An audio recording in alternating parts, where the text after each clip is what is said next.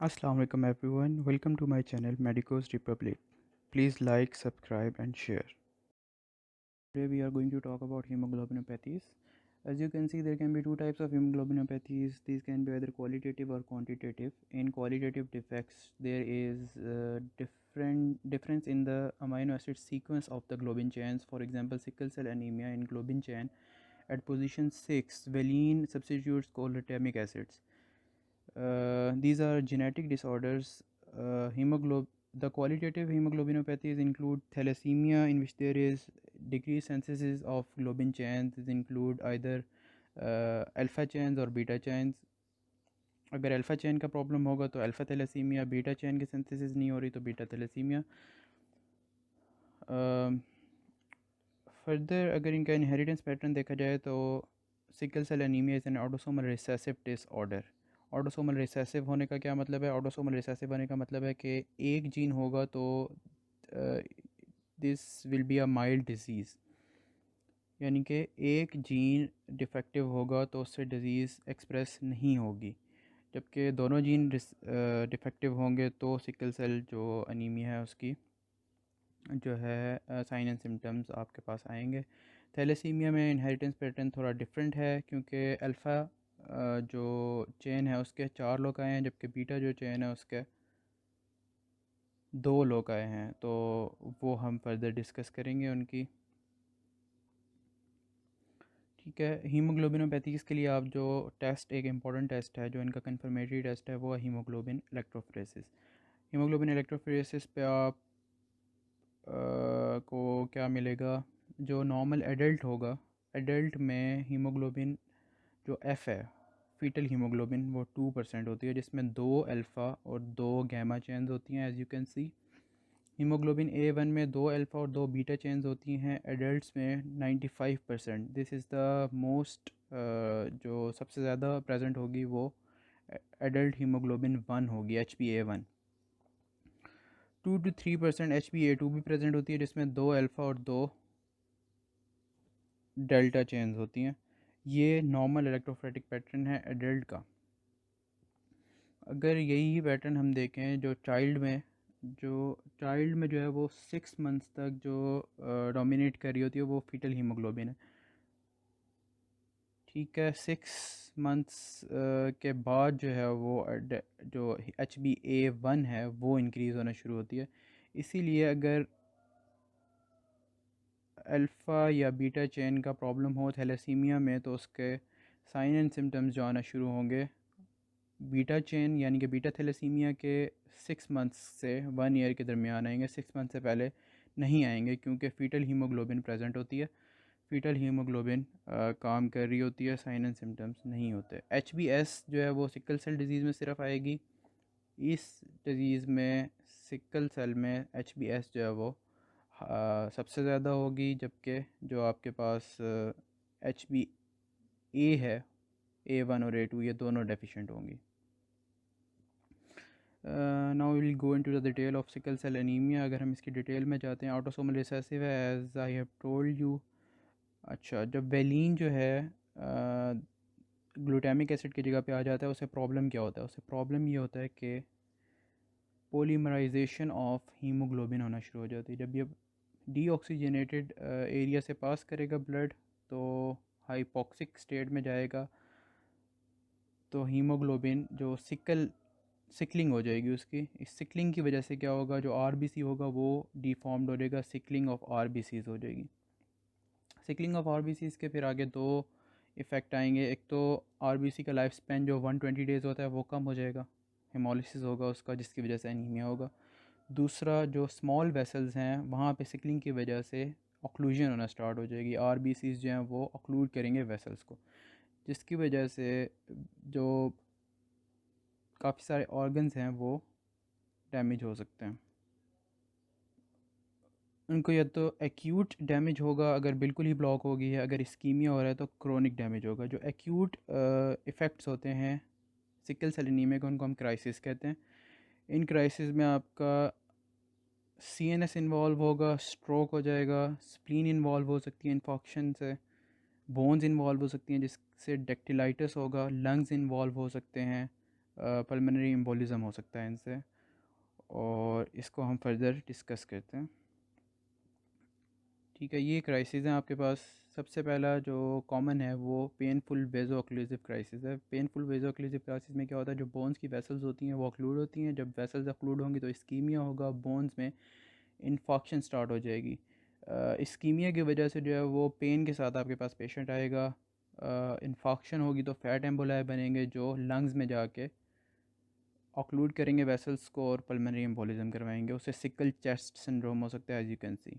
इसके अलावा सीएनएस की, ब्रेन की सप्लाई ब्लॉक होगी तो स्ट्रोक हो जाएगा। स्प्लीन की जो वेन है, स्प्लिनिक वेन, जब वो ब्लॉक होगी तो स्प्लीन में कंजेशन होगी। इस कंजेशन की वजह से स्प्लीन जो है वो इन्फॉक्शन हो सकती है, उसमें स्प्लिनिक इन्फॉक्शन होगी। स्प्लिनिक इन्फॉक्शन होने की वजह से जब एडल्ट लाइफ में ये लोग आपके पास आएंगे तो इनका स्प्लीन जो होगा वो प्रेजेंट नहीं होगा, या बहुत ज़्यादा एट्रॉफी हो चुकी होगी उसकी। उसकी रीज़न यही है, इसको हम कहते हैं सिक्वेस्ट्रेशन क्राइसिस।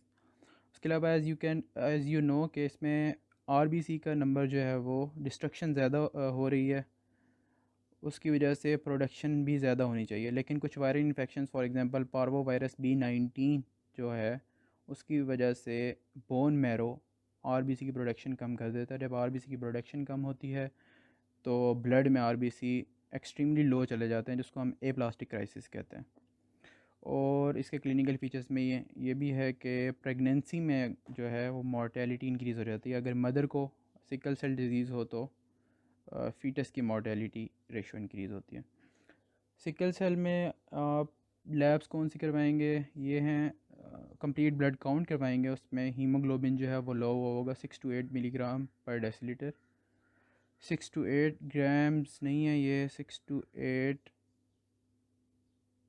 8 ग्राम्स पर लीटर। ठीक है, लैब्स हम जो करवाएंगे उसमें आपके पास कंप्लीट ब्लड काउंट है, जिसमें HB जो है वो 6 to 8 ग्राम्स पर डेसीलीटर हो चुका होगा। रेटिक्यूलोसाइट्स 2% से ज़्यादा होंगे। नॉर्मली 1 to 2% होने चाहिए। ये 2% से ज़्यादा होने का ये मतलब है कि आपका बोन मैरो में एरिथ्रोपोइसिस इंक्रीज़ हुआ है, more than normal production of blood cells हो रही है। मॉर्फोलॉजी करवाएंगे तो ऑब्वियसली सिकल सेल होंगे, टारगेट सेल्स होंगे। इलेक्ट्रोफोरेसिस सबसे इंपॉर्टेंट है इसमें। सीरम इलेक्ट्रोफोरेसिस, जो HB इलेक्ट्रोफोरेसिस है वो कंफर्मेटरी टेस्ट है इसका। उसमें HbS इंक्रीज़ हुई हुई होगी, जबकि HbA बिल्कुल एब्सेंट होगी। HbA वो ग्लूटामिक एसिड वाली थी, जबकि HbS वैलीन वाली है। तो वैलीन वाली जो आपके पास हीमोग्लोबिन S है वो इंक्रीज़ हुई हुई, HbA बन नहीं रही। HbF फीटल हीमोग्लोबिन जो है उसमें कंपनसेटरी इंक्रीज़ हो गया। नॉर्मली 2% होती है, लेकिन इसमें 20% तक इंक्रीज़ हो सकती है।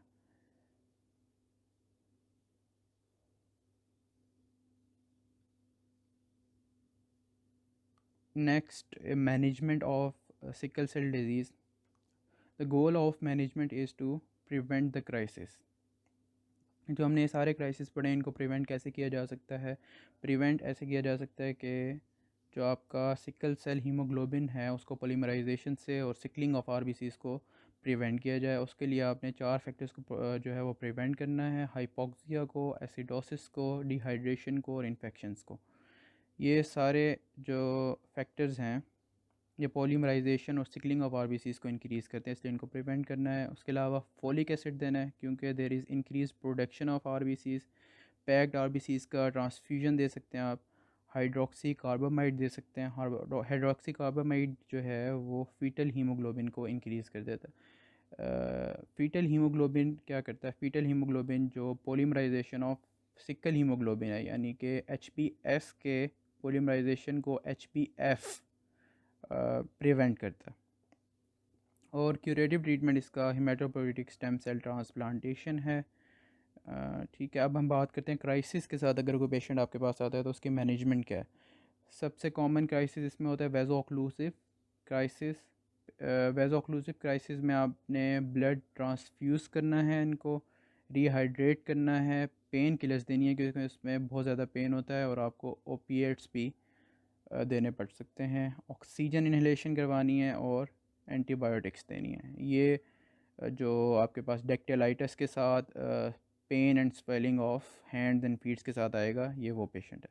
ए प्लास्टिक पेशेंट आपके पास आया, as you know RBCs are very decrease in this patient, तो इनको भी आपने पैक सेल की ट्रांसफ्यूजन कर सकते हैं। अगर आपके पास पेशेंट CNS सिम्टम्स के साथ, स्ट्रोक के साथ या रिकरेंट क्राइसिस जो है जिस पेशेंट में होगा, उसको आपने एक्सचेंज ट्रांसफ्यूजन करनी है। इसमें ब्लड जो है वो एक्सचेंज ट्रांसफ्यूजन जो है नाम से ही पता लग रहा है आपको, वेनस ब्लड जो है वो निकालेंगे और साथ ही ट्रांसफ्यूज़ भी करेंगे पैक सेल।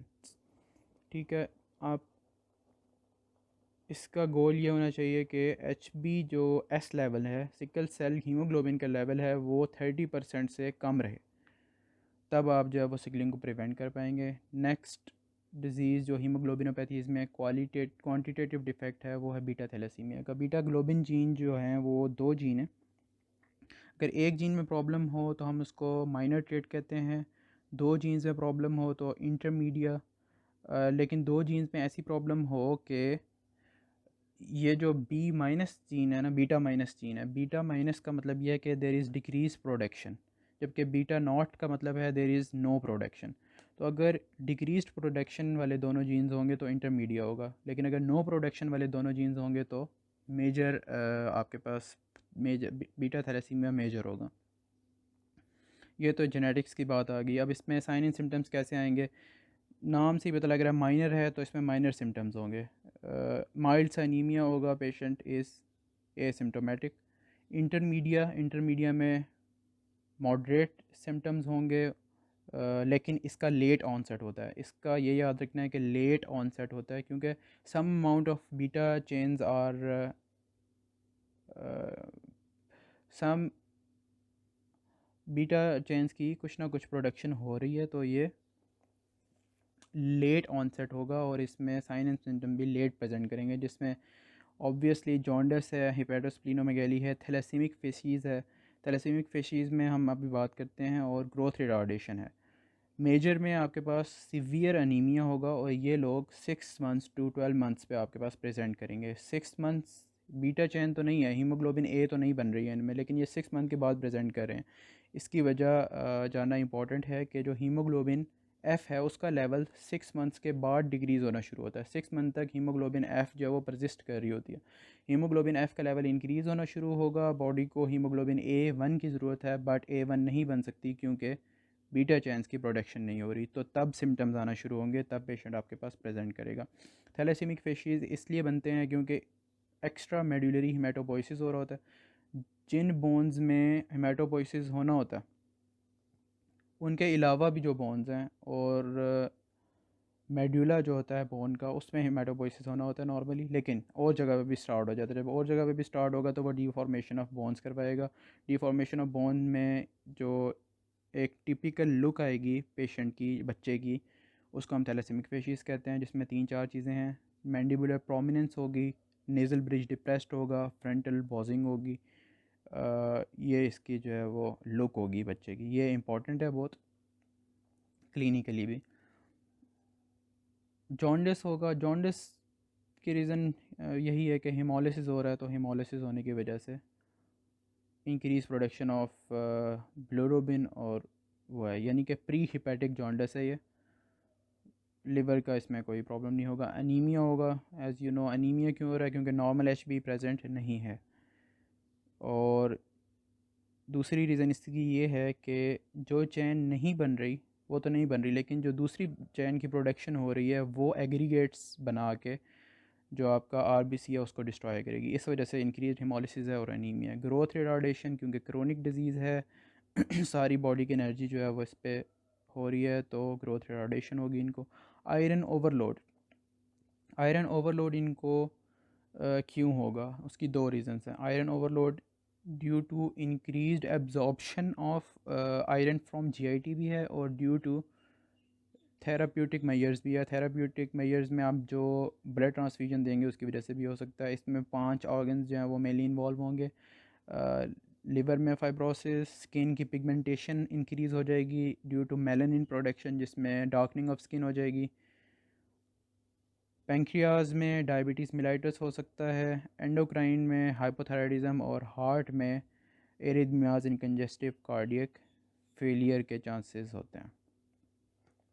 थैलेसीमिया की लैब्स भी वही हैं जो सिकल सेल की लैब्स थी, इसमें भी सीबीसी करवाएंगे। सीबीसी में आपके पास हीमोग्लोबिन कम है, ठीक है, एमसीवी भी कम है क्योंकि माइक्रोसाइटोसिस है इसमें। रेटिकुलोसाइट काउंट इंक्रीज़ हुआ हुआ है, नॉर्मली 1 to 2% होता है, इसमें 5% हुआ हुआ है। मॉर्फोलॉजी जो है माइक्रोसिटिक हाइपोक्रोमिक वाली होगी, माइक्रोसाइटोसिस हाइपोक्रोमिया। पोइकिलोसाइटोसिस यानी कि शेप्स आर डिफरेंट। आरबीसी जो है वो डिस्क शेप जो होते हैं नॉर्मली, लेकिन यहाँ पे कोई किसी शेप का होगा, कोई किसी शेप का होगा। एन एसोसाइटोसिस नॉर्मली जो सेम साइज़ के होते हैं, लेकिन यहाँ पे डिफरेंट साइज़ के होंगे। Heinz bodies, what are Heinz bodies? Heinz bodies जो हैं these are aggregates of haemoglobin alpha chains. जो बीटा चेन तो नहीं बन रही, बीटा थैलेसीमिया, लेकिन जो अल्फ़ा चेन बन रही है वो एग्रीगेट करके बनाएगी हाइंस बॉडीज़, और यही एग्रीगेट जो होते हैं ये हेमोलिसिस करवाते हैं आरबीसीज़ का। हीमोग्लोबिन इलेक्ट्रोफोरेसिस जैसे सिकल सेल में कन्फर्मेटरी था, यहाँ पे भी कन्फर्मेटरी है। Haemoglobin A will be absent. Haemoglobin A में 2 अल्फ़ा 2 बीटा चेन्स होती हैं, बीटा चेन्स बन नहीं रही इस डिज़ीज़ में, तो haemoglobin A will be absent. Haemoglobin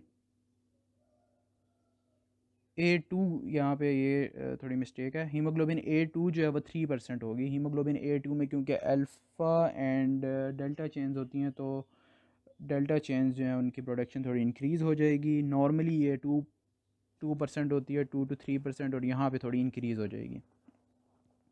major portion जो होगा वो फीटल हीमोग्लोबिन ऑक्यूपाई करेगी। फीटल हीमोग्लोबिन में 2 अल्फ़ा एंड 2 गैमा चेन्स होती हैं, तो 2 अल्फ़ा एंड 2 गैमा चेन्स जो हैं वो मिलके फीटल हीमोग्लोबिन बनाएंगी, और ये जो है इंक्रीज़ हुई होगी। ये electrophoretic pattern is very important.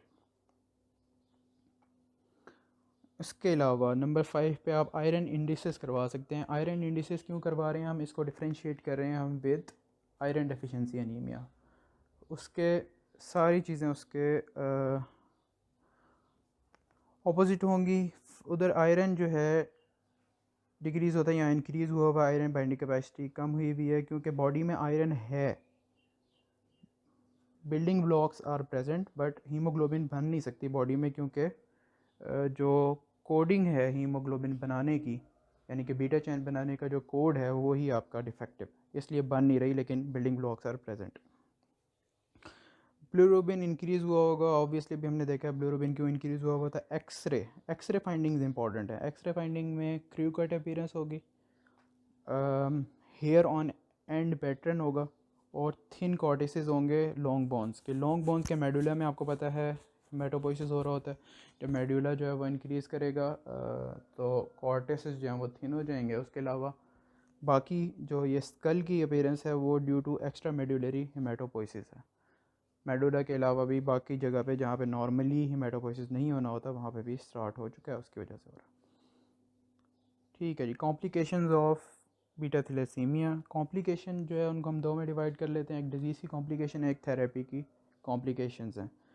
Iron overload मैं डिस्कस कर चुका हूँ, ये डिज़ीज़ की भी कॉम्प्लिकेशन और थेरेपी की कॉम्प्लिकेशन है। बोन डिज़ीज़ जो है ये डिज़ीज़ की कॉम्प्लिकेशन है। बोन डिज़ीज़ क्यों हो रही है? एक्स्ट्रा मेडुलरी मेटोपोइसिस की वजह से। इसमें ऑस्टियोपीनिया, बोन फ्रैक्चर्स इंक्रीज़ हो जाएंगे, कॉर्ड स्पाइनल कॉर्ड की कंप्रेशन होगी, बैक एक्स होंगे जब ये वर्टिब्रल कॉलम को इफ़ेक्ट करेगी डिज़ीज़।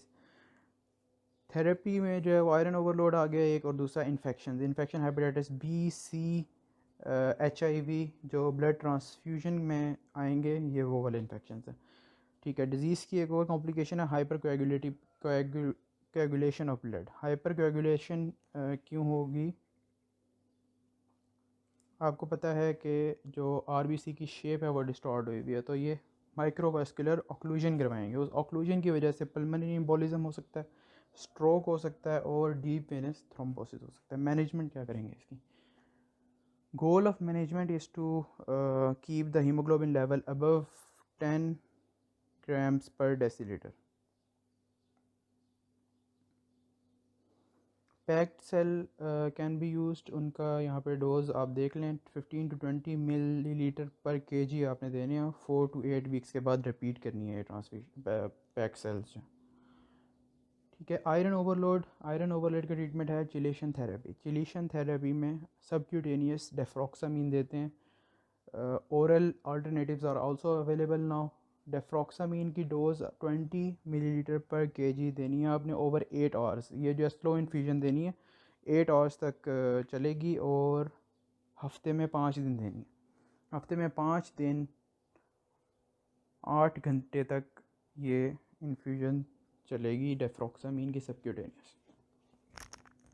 अल्टरनेटिव कौन से हैं?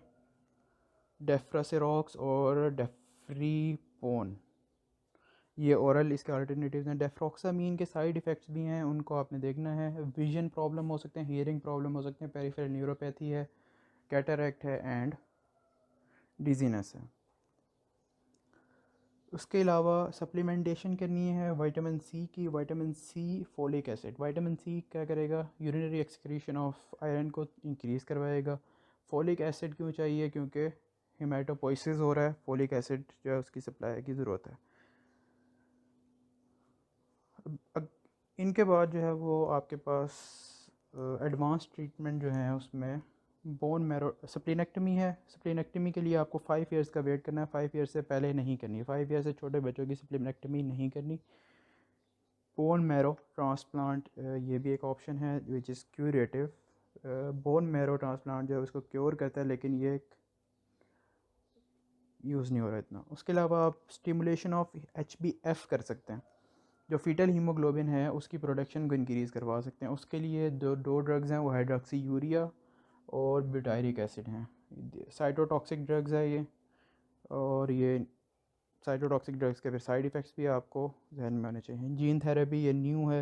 रिकम्बिनेंट इरिथ्रोपोइटिन दे सकते हैं। इरिथ्रोपोइटिन क्या करेगा?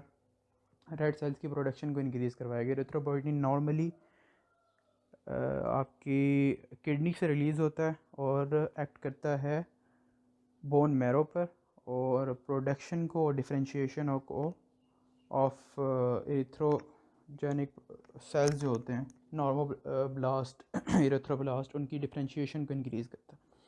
स्प्लीनेक्टमी। स्प्लीनेक्टमी क्यों कर रहे हैं हम? स्प्लीनेक्टमी इसलिए कर रहे हैं क्योंकि जब RBC पास करते हैं स्प्लीन में से, डिस्टॉर्टेड शेप होती हैं उनकी, तो जो स्प्लीन के रेटिकुलो एंडोथेलियल सिस्टम और मैक्रोफेजेस हैं वो उनको डिस्ट्रॉय कर देते हैं। जब अगर आप काउंट बढ़ाना चाहते हैं RBCs का तो स्प्लीनेक्टमी कर देंगे, बट उसमें ये प्रिकॉशंस जो हैं वो should keep in mind. 5 years से छोटे बच्चे में स्प्लीनेक्टमी नहीं करनी। स्प्लीनेक्टमी से पहले इम्यूनाइजेशन करनी है against encapsulated bacteria.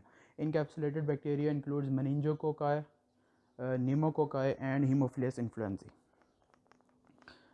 The lifelong prophylaxis with penicillin V is recommended. It includes 500 mg BD. 500 mg दिन में 2 दफ़ा लाइफ लॉन्ग प्रोफिलैक्सिस के लिए देनी है पेनिसिलिन V। ठीक है, इसमें 2 रिस्क जो है वो सेरिब्रल मलेरिया का और ग्राम पॉजिटिव सेप्सिस का इंक्रीज़ हो जाता है। ग्राम पॉजिटिव सेप्सिस का रिस्क नेक्टामाइज्ड पेशेंट्स में इंक्रीज़ होता है। ये सिर्फ इसकी बीटा थैलेसीमिया में स्प्लेनेक्टमी करेंगे तो उसकी कॉम्प्लिकेशंस नहीं है, ये जनरल कॉम्प्लिकेशन है जिसमें भी स्प्लीन की रिमूव की हुई होगी उनमें ये हो सकता है। Prevention of thalassaemia. Prevention of thalassaemia में बात करेंगे हम कि मैरिज से पहले टेस्ट करवाएंगे। अगर कैरियर हैं या ट्रेट है उनके अंदर तो उसकी जेनेटिक काउंसलिंग होगी, या फिर आप बर्थ से पहले इन द एंटीनेटल पीरियड जो है वो फीटल DNA की सैम्पलिंग के थ्रू भी इस डिज़ीज़ को डायग्नोस कर सकते हैं। दैन अबॉर्शन के ऑप्शन हैं। अल्फ़ा थैलेसीमिया के बारे में बात करेंगे। अब अल्फ़ा थैलेसीमिया में जो अल्फ़ा चेन है उसके 4 लोकाई हैं, उसमें से एक लोकस डिफेक्टिव है तो इसको हम कहते हैं साइलेंट कैरियर। 2 डिफेक्टिव हैं तो इसको कहते हैं अल्फ़ा थैलेसीमिया ट्रेट। 3 हैं तो HbH डिज़ीज़। 4 हैं तो हाइड्रोप्स फिटेलिस।